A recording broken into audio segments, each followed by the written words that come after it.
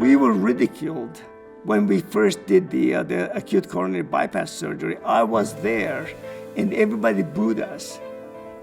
We were just sort of ahead of our time, I think. We had a ventilator that we called Gasping Gertrude. It was huge, it was big, but she could ventilate the patient. The 80s were probably mostly the decade where cardiac surgery, perfected how we were doing things. And then I think the 90s became, a time where we started thinking about how can we make it easier on the patient? How can we be a little less invasive? What we have here is special. I think you really build it one by one, person by person.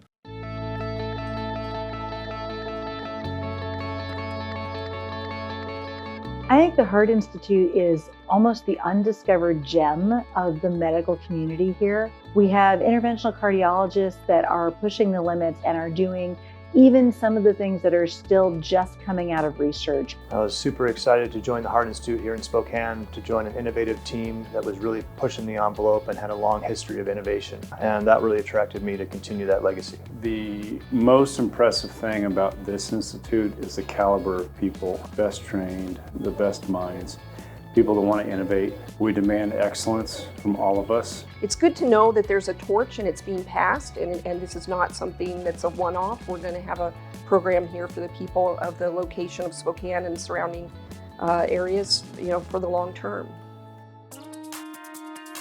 We don't want someone's heart to be the reason they can't achieve their goals in life and do the things they want to do with their family. There is not a specialty or a technique that we shy away from. If it's a benefit to the population, we're going to do it, no matter how complicated it can be. And I'd like to hope that we are continuing to build on that by pushing the envelope, adding the latest technology that we can, pursuing excellence in being able to make each of those technologies work to the best of our abilities, and offering beyond that. It's not the usual practice pattern for most mid-sized towns in America to have a program like this, and we're building on it. I would put the 8 surgeons that were with me up against any 8 surgeons in the country. We can do everything that those bigger academic centers can do, and sometimes, frankly, I think we do them better.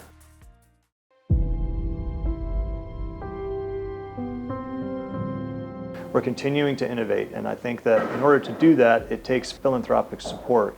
And like we've seen with the ION, it's really been transformative in our care.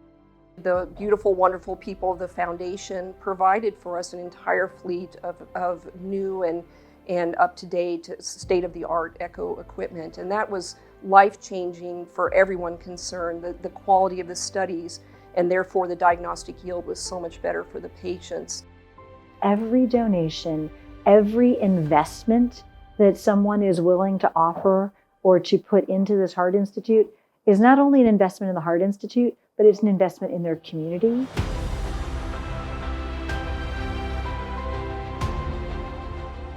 There are new techniques that are coming along. We'll be there and we'll do them. If it is being done or can be done, we'll do it here. And that really is possible, not just with the people we have who are excellent, but with support of the institution and the foundation and donors. And I'm confident that for the rest of my career and long after, we'll continue to do so.